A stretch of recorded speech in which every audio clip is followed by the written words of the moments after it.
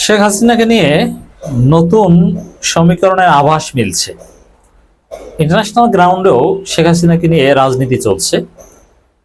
শেখ হাসিনা কোথায় থাকবেন, কি করছেন, বর্তমানে কোথায় আছেন, এ বিষয় নিয়ে জনগণের যথেষ্ট আগ্রহ। বিশেষ করে একটা প্রশ্ন কোনো উত্তর কিন্তু মিলছে না। ভারতে বৈধভাবে শেখ হাসিনা থাকার মেয়াদ ছিল 45 ডেজ, কিন্তু 45 days have already been past.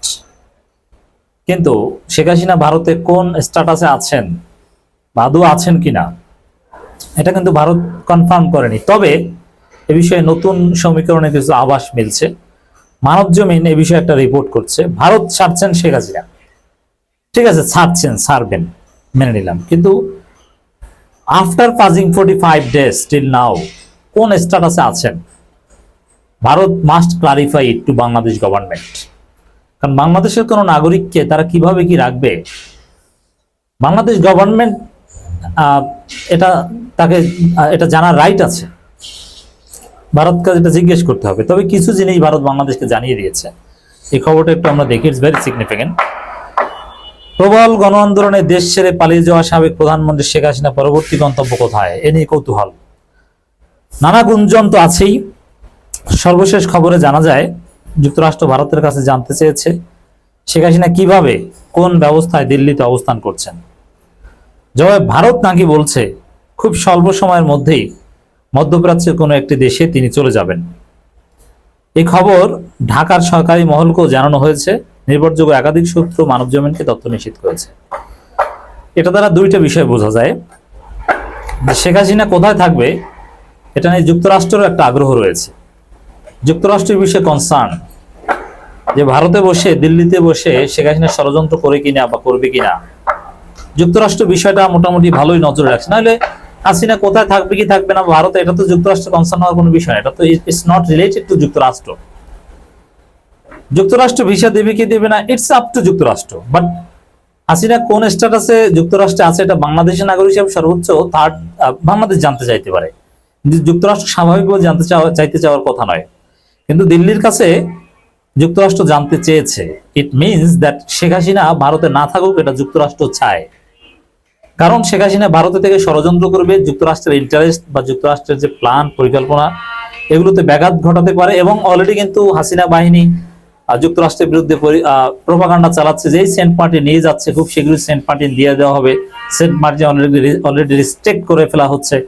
নানান প্রোপাগান্ডা কিন্তু অলরেডি চালানো হচ্ছে হাসিনা বাহিনীর পক্ষ থেকে। তো দর্শক, এই উদ্বেগের জায়গা থেকেই হয়তোবা যুক্তরাষ্ট্র ভারতের কাছে জানতে চেয়েছে। পশ্চিমাদের সবারই একটা উদ্বেগ রয়েছে, কারণ এই ডাইনি হাসিনা তিনি স্বাভাবিক রাজনীতি বা স্বাভাবিক ফরেন পলিসি সবকিছু অস্বাভাবিক করে ফেলেছেন, ফরেন পলিসিটাকে ধ্বংস করে দিয়েছেন। এই জন্য দেখবেন যে হাসিনার প্রতি যদি সামান্যতম সফট কর্নার পশ্চিমাদের থাকতো, যুক্তরাষ্ট্রে থাকতো, তাহলে অ্যাটলিস্ট পলিটিক্যাল অ্যাসাইলাম গ্রান্ট করতো। কিন্তু যুক্তরাষ্ট্র ভিসা দিবে না, ইউকেও ভিসা দেয়, এমনকি ইউরোপের কোনো দেশে হাসিনার ভিসা জুটছে না। ইউরোপের বেলারুশ কিংবা বেলজিয়াম বা এই টাইপের কোনো দেশেও যদি যেতে পারতেন তাহলে অবশ্যই Europe would have been first priority of Hasina. But Hasina জানেন যে এটা তার পক্ষে সম্ভব নয়, অথবা অনেক দেশে চেষ্টা করেও ব্যর্থ হয়েছে। চেষ্টা করেছে ইউরোপের কোনো একটা দেশে asylum power, but didn't grant. কেউই অ্যাসাইলাম গ্রান্ট করেনি, গ্রিন সিগন্যাল দেয়নি। বরং ভারতে থাকতে পারবে না, ভারতে থাকলে হাসিনা ষড়যন্ত্র চলতে থাকবে, এই বিষয়ে সবাই উদ্বিগ্ন। এই কারণেই কিন্তু যুক্তরাষ্ট্র জানতে চাচ্ছে এবং ঢাকাকে জানিয়েছে। ঢাকাও অবশ্যই ইশারা ইঙ্গিতে বা নানানভাবে ভারতকে বার্তা দিয়েছে এবং ভারতের কাছে যে হাসিনাকে বাংলাদেশ সরকার ফেরত চাইবে এটা নিশ্চিত করেছে বাংলাদেশ সরকার। আর এটা নিশ্চিত করার কারণেই কিন্তু ভারত সরকার বাংলাদেশকে জানিয়েছে যে না, সে ভারতে থাকছে না, ভারত ছাড়ছেন। এর মানে ভারতের কাছে যদি হাসিনাকে ফেরত চাওয়া হয়, তারপরে ফেরত দেয়া না দেয়া নিয়ে একটা মারাত্মক ক্রাইসিসের মধ্যে পড়বে ভারত। এই কারণে ভারত শেখ হাসিনাকে ভারতে রাখছে না, থার্ড কোনো কান্ট্রিতে পাঠিয়ে দিচ্ছে। গত 5 বছর ছাত্র জনতা গণ আন্দোলন দেশ ত্যাগ করে ছোট বোন শেখ রেহানাকে নিয়ে ভারতে পালিয়ে যান শেখ হাসিনা। বাংলাদেশের সামরিক বাহিনীর একটি বিমানে তিনি দিল্লির কাছে গাজিয়াবাদের হিন্দন বিমান ঘাঁটিতে অবতরণ করেন।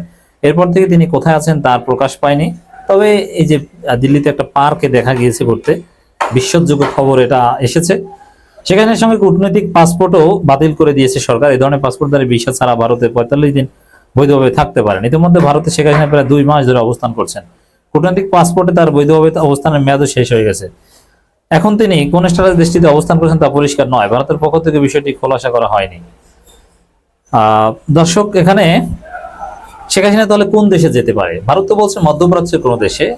এটা দুবাই হওয়ার সম্ভাবনা বেশি। দুবাই কিংবা সৌদি আরব, এই দুই দেশের এক দেশে শেখ হাসিনা পরবর্তী গন্তব্য।